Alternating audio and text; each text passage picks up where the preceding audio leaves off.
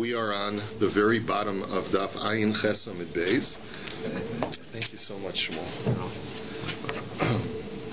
Appreciate it. Perfect. Okay, Boy Rav Papa. Rav Papa asked the following question. Now, in order to understand Rav Papa's question carefully, we have to go back to the Mishnah on DAF Ayin Gimel Amid Beis. The Mishnah on Ayin Gimel Amid Beis had said, Ha'ochel kekikoseves hagasa kamoha uchegar inasa.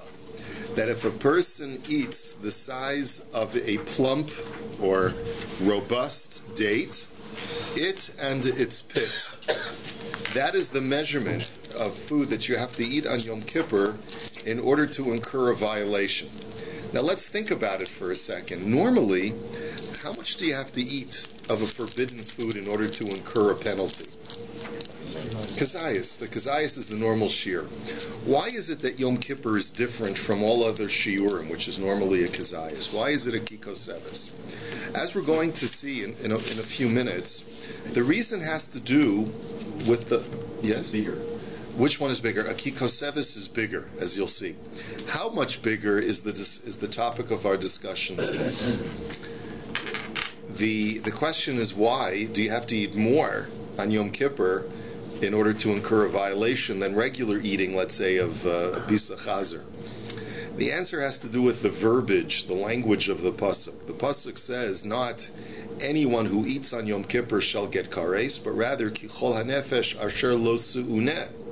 Anyone who does not afflict oneself shall get kares. So the language of affliction is different from eating. What we learn from that change in verbiage is that you can eat something and still be in a state of affliction, right? Because really the eating is not sufficient enough for you to be considered to be outside of your affliction zone, right? So you have to eat a little bit more than regular eating in order to no longer be in a state of suffering or affliction. How much more? So that's the shear of kikoseves. How large is the kikoseves is going to be the topic of our discussion. So first, Boy Rav Papa, kikoseves sha'amru bigar inasa o below gar inasa. The first question that Rav Papa asks is, when we talk about the size of a plump date, is that with the pit or is that not with the pit? Now at face value, that's a bizarre question. You just saw the language of the Mishnah. What did the Mishnah tell you?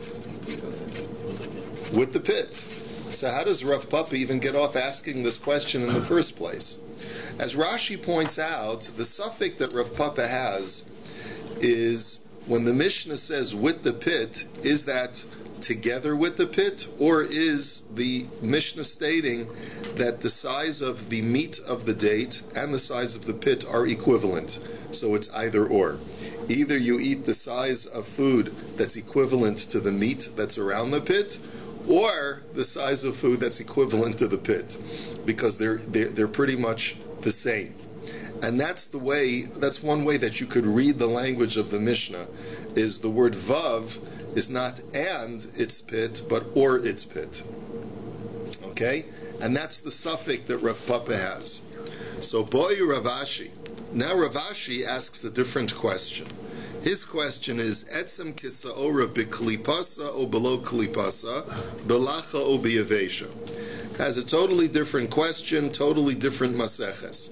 We know that when it comes to the laws of tumas ames, of a corpse conveying tumah, even just the bone, that's the size of a barley kernel, as long as it's an intact bone, that can transmit tumah.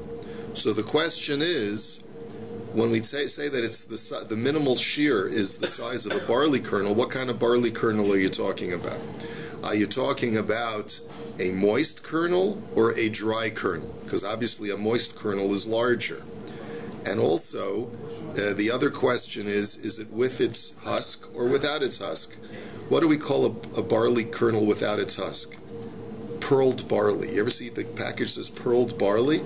Pearled means that they polish off the husk that's around the barley kernel. So are we talking about the pearled barley kernel or the non-pearled barley kernel?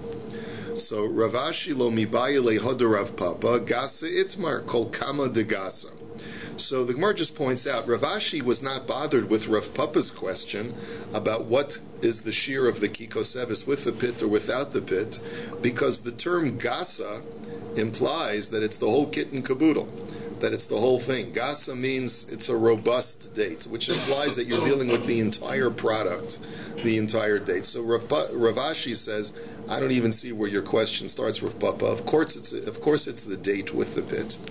And Rav Papa lo mibayele hada Rav Ashi, and the reason why Rav Papa was not bothered by Rav Ashi's questions was because lacha shibolas mikri and shelo b'klipasu ushla mikri.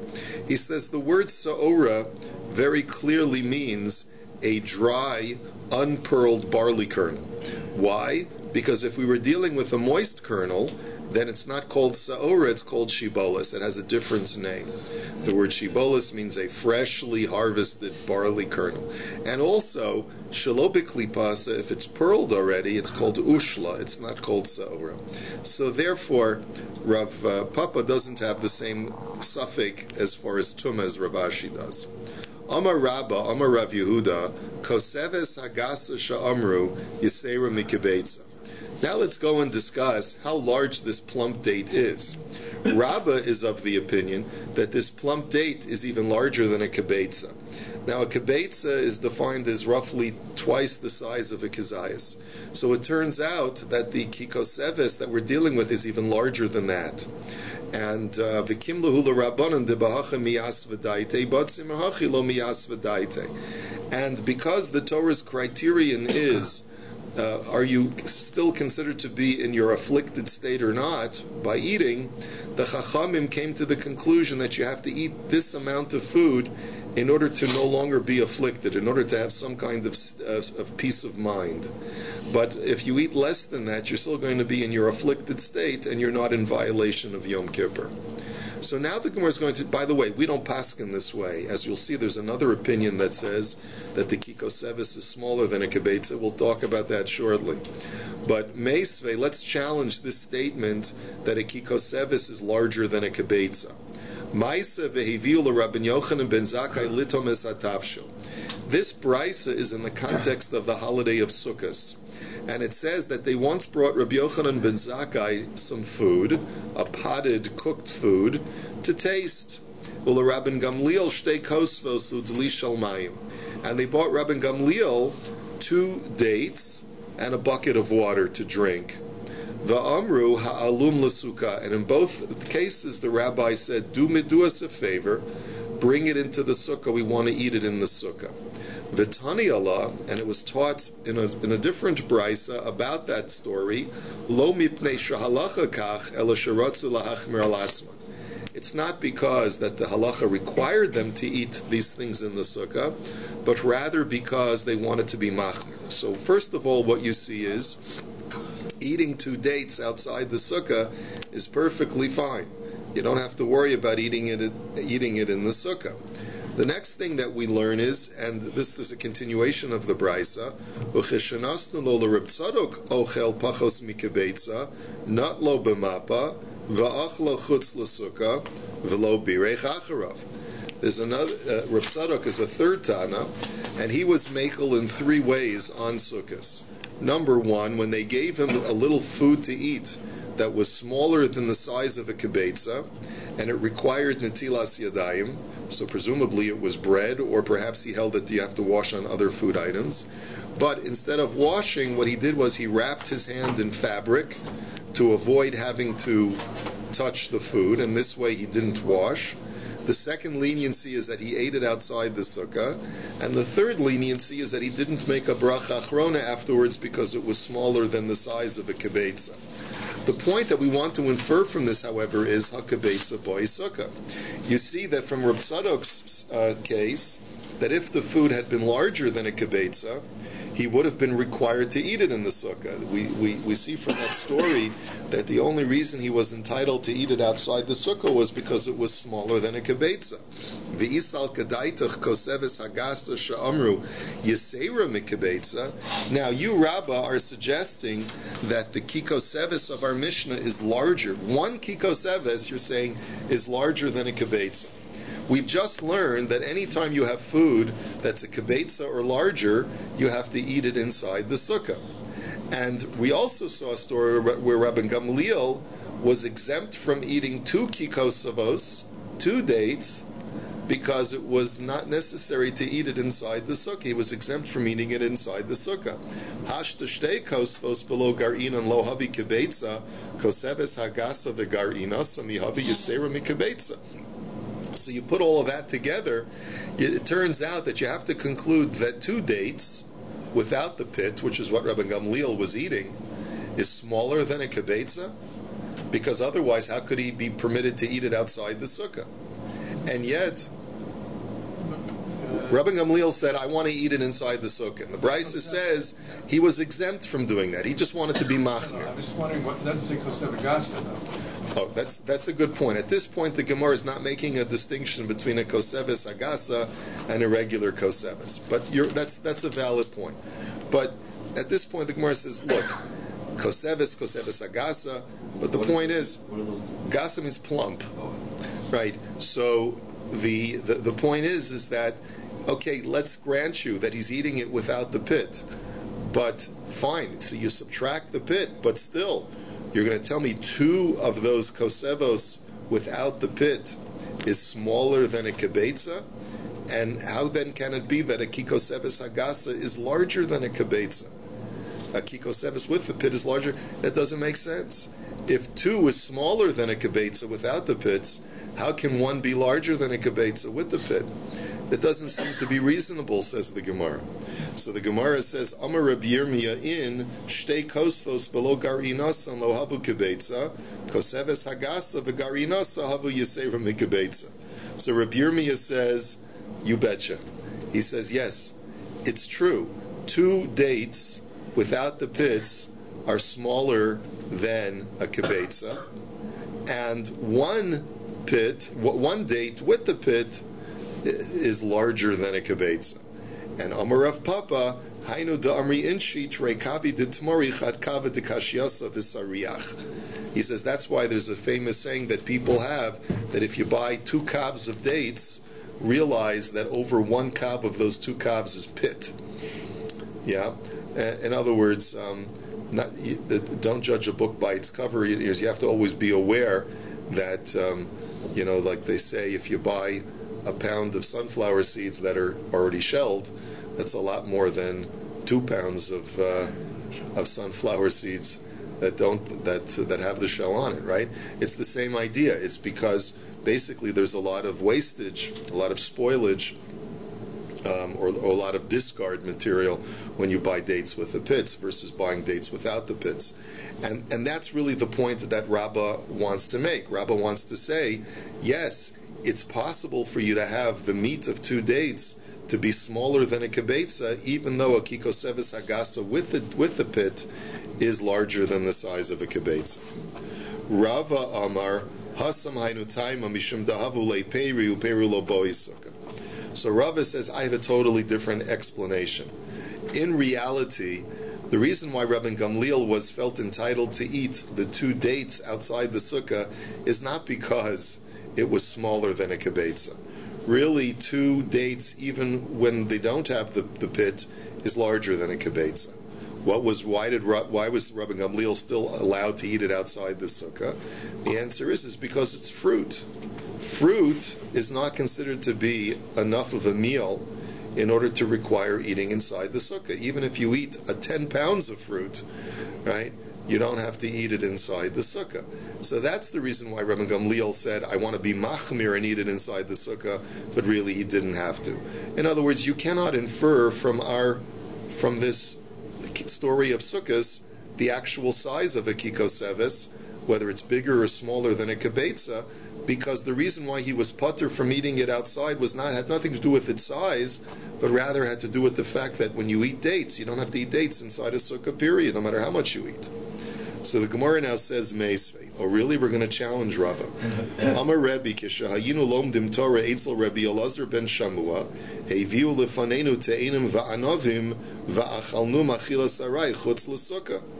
that there's a Maisa that states as follows in the Brisa. When Rabbi said, when we were studying Torah by Rabbi Elazar ben Shamua, it was on Sukkos, they brought out for us to eat figs, grapes, and we ate them in a happenstance fashion outside the sukkah.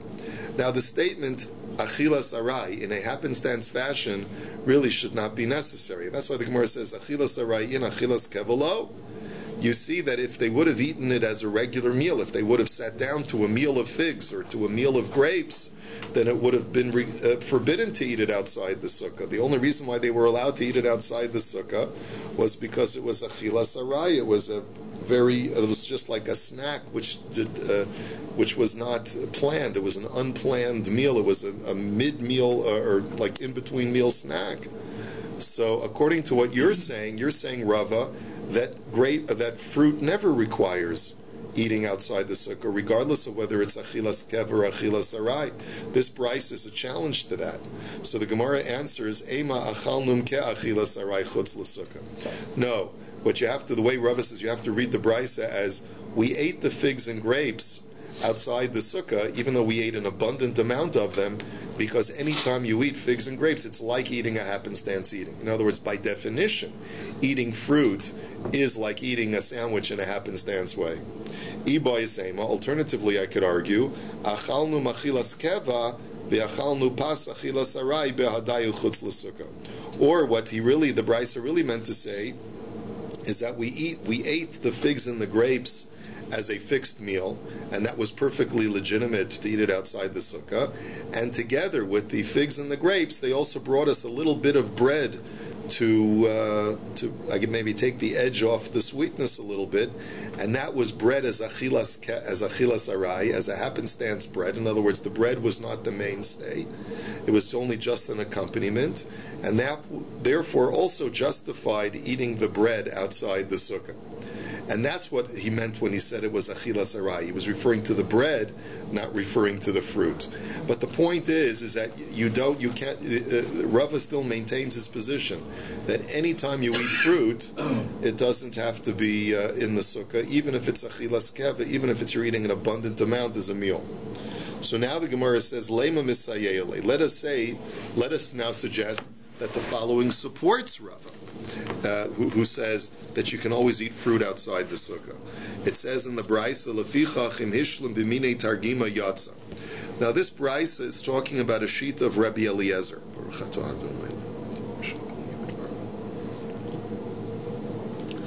Rabbi Eliezer says that a person is supposed to eat 14 meals inside the sukkah over the course of the 7 days of Sukkot. Okay, 14 meals, 2 meals a day.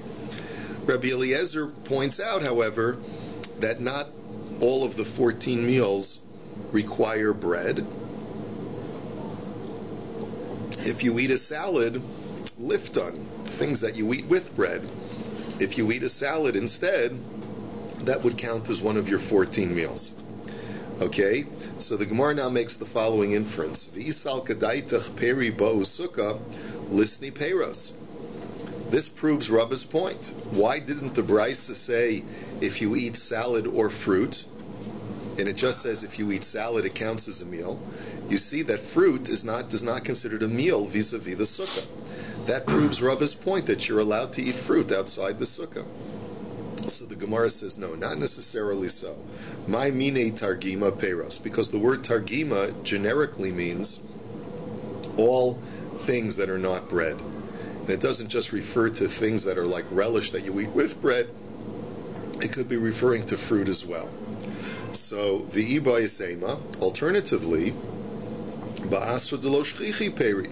The Brisa may have been addressing a community where it wasn't common to eat fruit because they didn't have fruit in that community, right? Let's say you go to a very frigid, arid, or bare region which doesn't have fruit available, so the only other opportunity for food outside of bread would be salad or some other kind of turnip vegetable, but it wouldn't be fruit, and therefore that's why it never came up in the Brisa. But the point is you can't necessarily prove from this Brisa that fruit is excluded from being a meal item on Sukkos.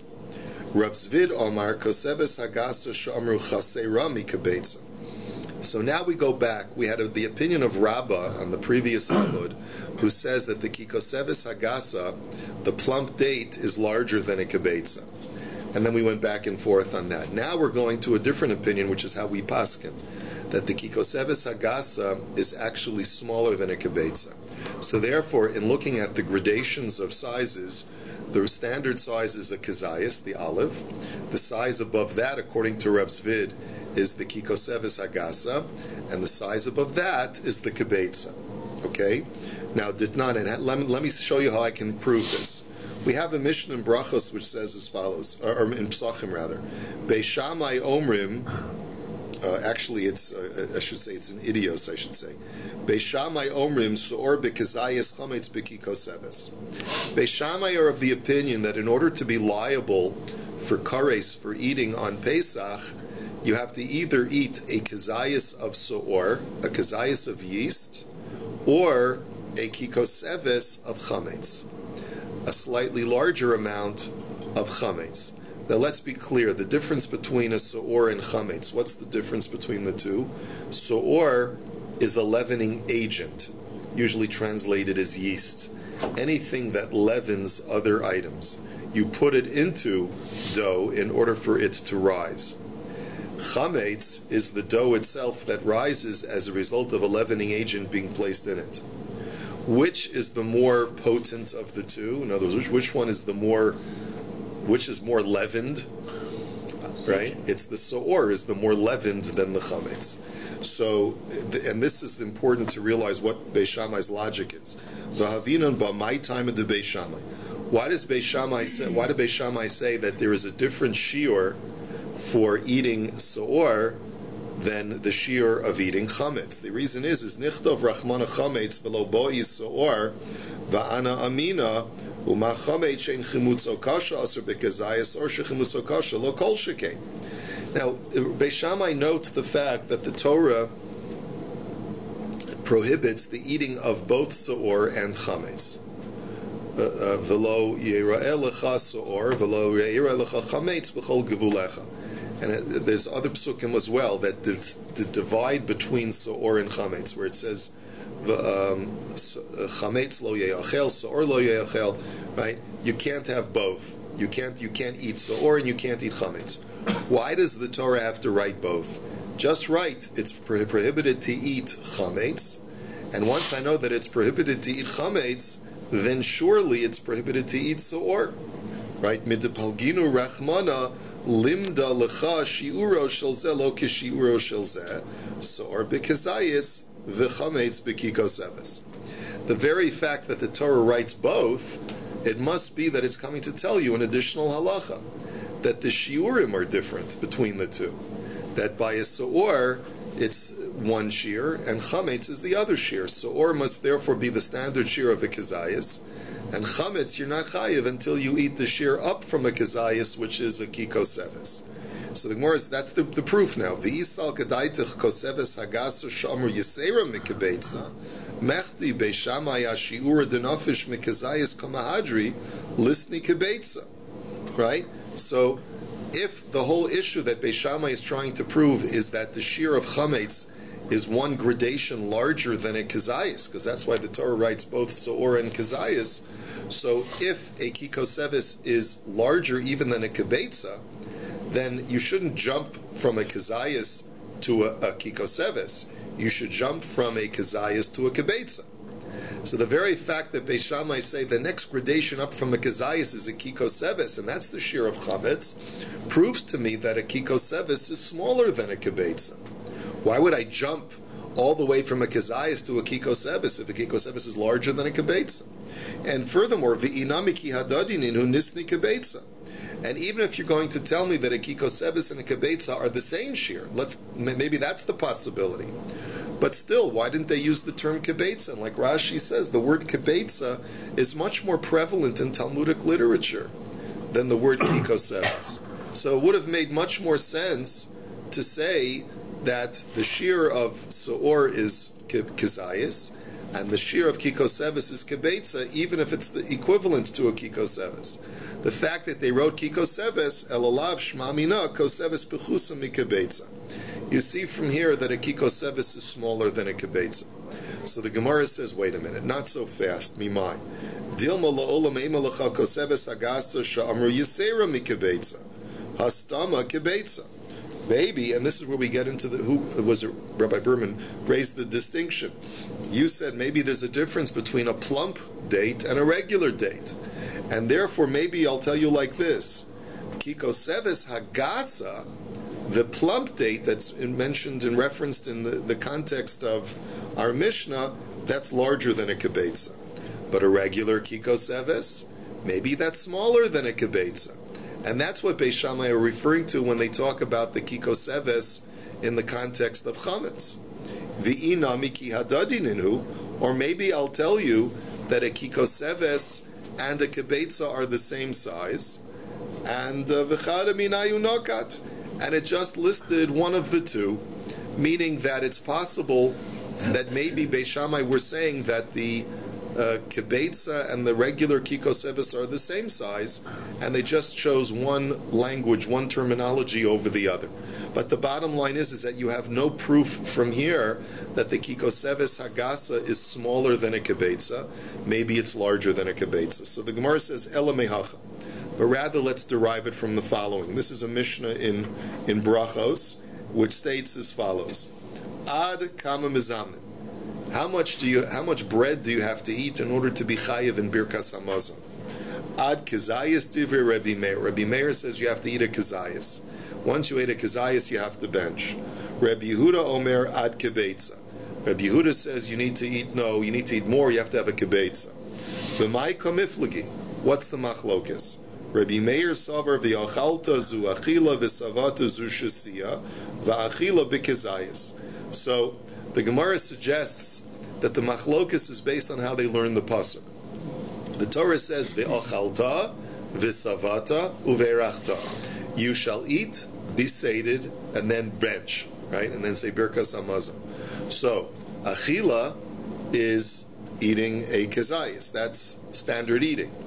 V'savata, says Rabbi Meir, refers to drinking. It's not an amelioration or a modification of the word achila, but rather it's talking about a different activity, v'savata, which is drinking.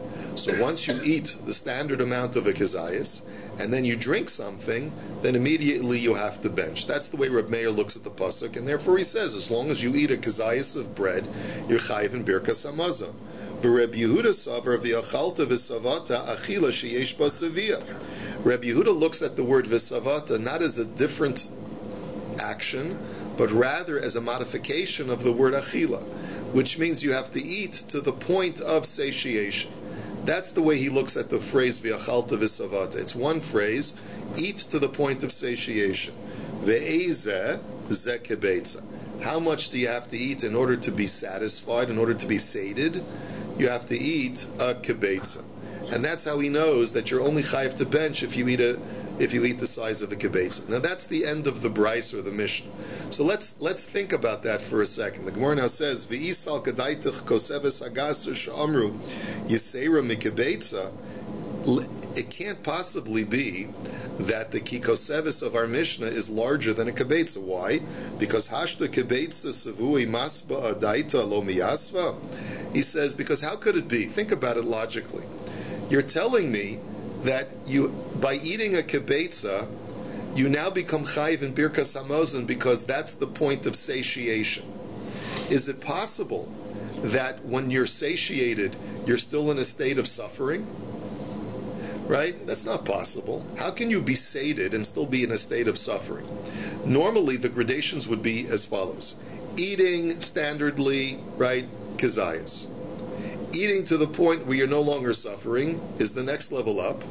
And eating to the point of satiation is the third level up.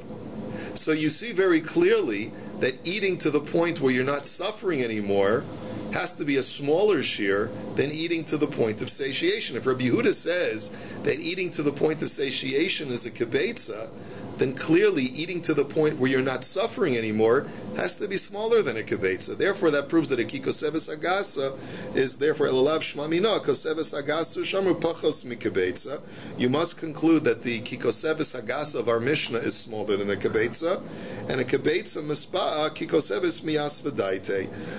Eating a kibetza satiates the individual, sates the individual, and a kikoseves just gives a person enough peace of mind that he's not suffering anymore.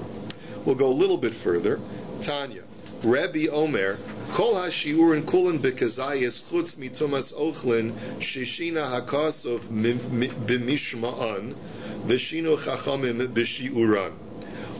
Any time the Torah talks about eating, we have to conclude that the eating the Torah is talking about is the eating the shir of a kazayis, with one exception, and that's the exception of Tuma, where the Torah says that food of a certain size can become Tameh. There the Torah talks about food, but it's not the shir of a kazayis, it's the shir of a kibetza. And how do I know that? Because the Torah's verbiage is different from a standard verbiage. Viraya ledavar YOMA Kippurim. And the proof to that is that we have another example where the Torah changes the verbiage and the measurement is different, and that's Yom Kippur.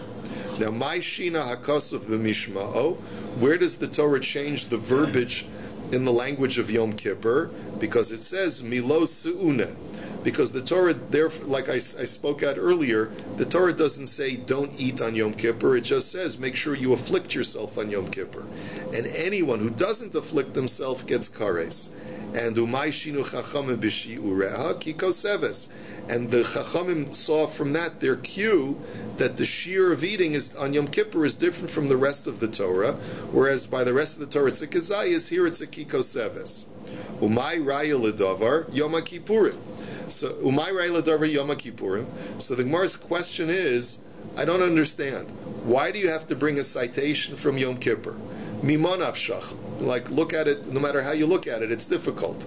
If a change of verbiage is an indication that the measurement is different, then just look at the pasuk in Tumah and use that as your citation. And if it's not, then how is Yom Kippur going to help you? In other words, why is Yom Kippur any more of an indication of this halachic fact that when the verbiage of the pasuk is different, the shir is different, any more than by Tumah? So now we have to go to the pasuk of Tumah and see why it's not so clear. Because if I would have only had the pasuk by Tumah, I would have looked at the changed verbiage and said, you know what, you're right, the verbiage is different in that pasuk, but it's not so different, meaning that maybe the reason why the verbiage is different is just because that's the way people speak. Now, what is the Gemara talking about? The Torah by Tumah says, Mikol ha'ochel asher ye'ochel, from any food, that which can be eaten, which is a very strange way of phrasing it. Mikol ha'ochel asher ye'ochel, just say Mikol ha'ochel, any food can become tamei. Why does the Torah say Mikol ha'ochel, any food that can be eaten can become tamei? What you see from there is that change of verbiage, as the Gemara will indicate in a second, means we're talking about food of a different nature. So, Tumas Ochlin Kibetza Minolan, and Sutaka, how do we know that it's the size of a kibetza, that it has to be the size of a kibetza in order to contract Tumah? Amar Rabbi Avo, Amar Rabbi Lazar, Da Amar Kra, Mikol ha'ochel asher ye'ochel. Because it says in the Pasuk, any food that can be eaten. Ochel haba machmas ochel, ve'ezezeh beitzas tarnagolas. So when the Torah says any food that can be eaten, it uses a double language of food, implying that it's food that comes from other food. What is a food item that comes from other food? Eggs. Eggs are hatched from chickens. An egg is a food, and a chicken is a food. What came first, the chicken or the egg? Right? But that's irrelevant. But the point is, the egg comes from another food item. And that in itself proves to you that when we talk about a food item being able to contract tumah, it has to be the size of this food that comes from a food, which is the size of an egg. But that's the point. And therefore, even though that's the departure from the normal verbiage that we see by tumah, without my citation from Yom Kippur, I might have argued, it's not enough of a departure of verbiage to really prove that point. So really you have to look at Yom Kippur. You see that anytime there's a departure from the normative verbiage, you see that the shear of the food changes, and so too that's our indication that it's true by Tumah as well. We'll continue this discussion, Mir Hashem, tomorrow.